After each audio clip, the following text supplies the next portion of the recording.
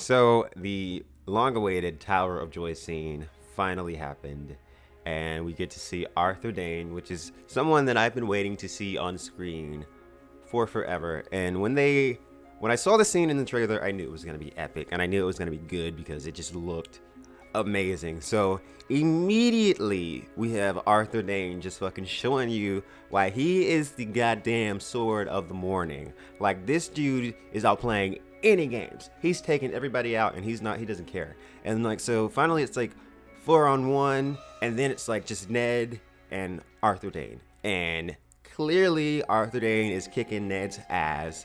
And Bran notices, and Bran's all like, no, what the hell? Like, I've heard this story 1,000 times. My dad wins this fight. And then all of a sudden, out of nowhere, Howland Reed comes up and he stabs Arthur Dane in the back.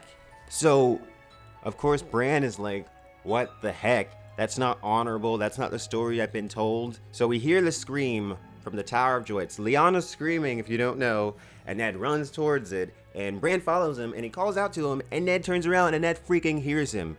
Now, if you guys don't know, I did the video about Bloodraven a couple days ago, and I didn't put this in the video even though I should have.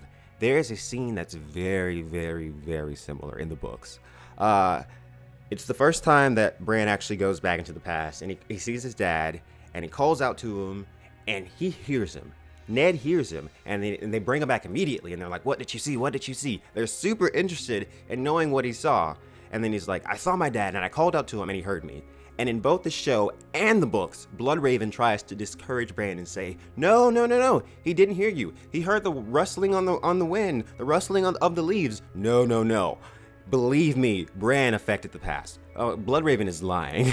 He's lying. He's totally lying. And then later in the books, Bloodraven sends Bran a dream, I think, to try and convince him even more that his dad didn't hear him, but he heard him. He heard him.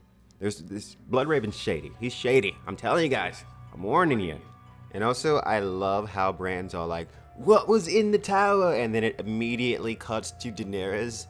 Like, oh my god.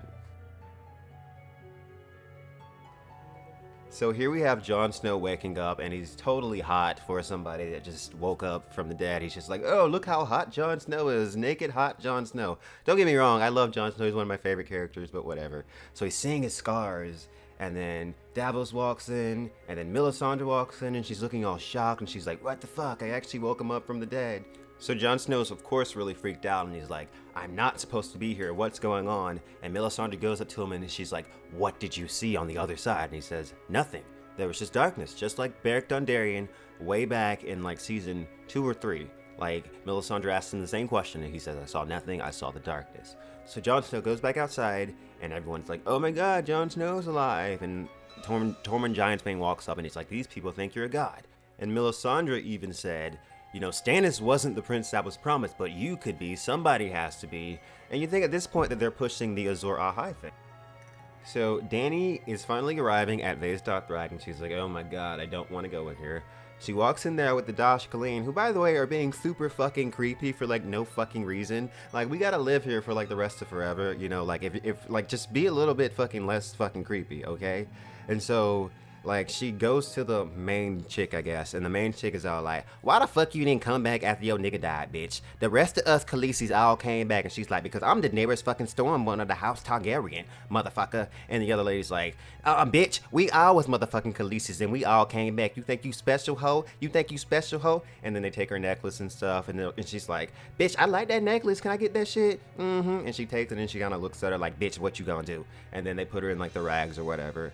You know, the funny thing is, Daenerys is always like, I am Daenerys Stormborn. But wouldn't it be funny if, like, R plus L equals D is true, and then she's just not Daenerys Stormborn at all? You know, potentially only Ned would know what her real name is anyways. Like, I think that would be kind of cool and interesting. But whatever, it might be Jon. I don't know. It could be. Who knows? Who knows? So back in King's Landing, we see that Qyburn has got his hands into Varys' little birds, and he seems to be like trying to convince them to work for Cersei. Well, more like work for him. So Cersei comes down with the freaking mountain, who's totally scary, and Jaime's all like, well, is he smart or is he an idiot like he used to be? But no, he understands what the fricker's saying, Jaime, and he'll freaking rip your head off.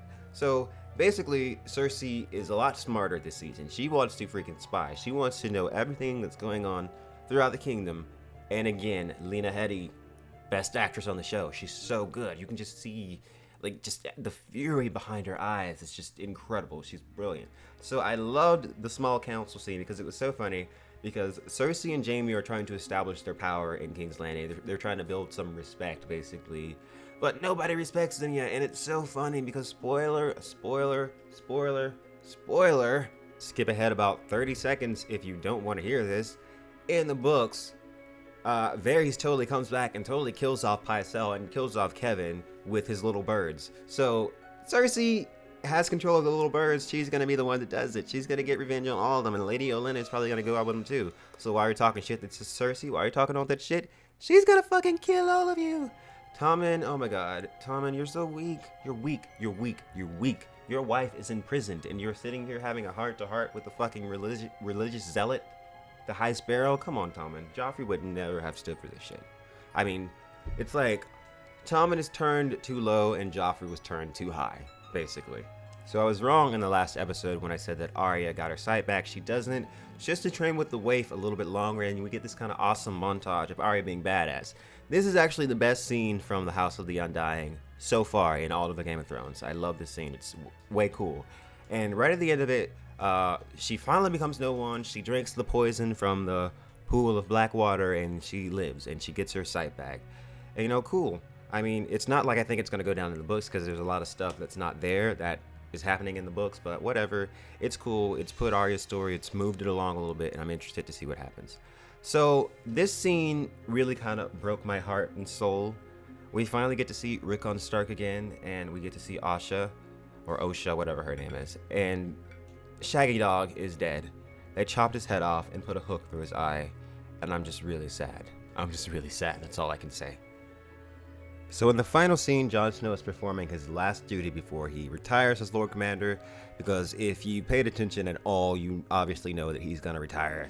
It's till death, he died, and the episode's called Oathbreaker, so clearly someone's breaking an oath and it's Jon Snow, but he's not really breaking it because he died. Right, so we have a very sympathetic death for these guys, I think, because they thought they were doing the right thing, especially Ollie. I hate Ollie, but still. He thought he was doing the right thing, and he was influenced by all these older guys, and, you know, Jon didn't want to do it, and it's so kind of sad to see him hanging there, because, you know, he did kind of watch his whole village get destroyed, and it's really sad. You know, it is sad. And then in the final shot, Jon's like, you know, fuck the shit, my watch has ended, and I'm leaving the Night's Watch, which is awesome. You have no idea how freaking great this is, because it's like, everyone's like, Jon Snow is Azor Ahai, he's gonna be a god and shit. He's like, no, I'm not your savior. I'm walking away from it. I'm walking away from it all, and I love it. I absolutely love it. I don't know what he's going to do. I mean, because, you know, the people at the Night's Watch obviously know that he died and came back. But, you know, he couldn't really just be like, I'm Jon Snow to everyone, because they'd be like, you were in the Night's Watch, you know? Like, no one's going to believe that he came back, but then who would really care at the same time? But I don't know. So, because I like the idea of Jon Snow maybe, like, living in the shadows. Like, in the first book when he was going to desert the Night's Watch, he said, okay, I'll live in the shadows, and I'll just be, like, mysterious and stuff. I would love to see Jon Snow become that. Or Jon Stoneheart, if some have suggested. I would love that. Any of that would be great.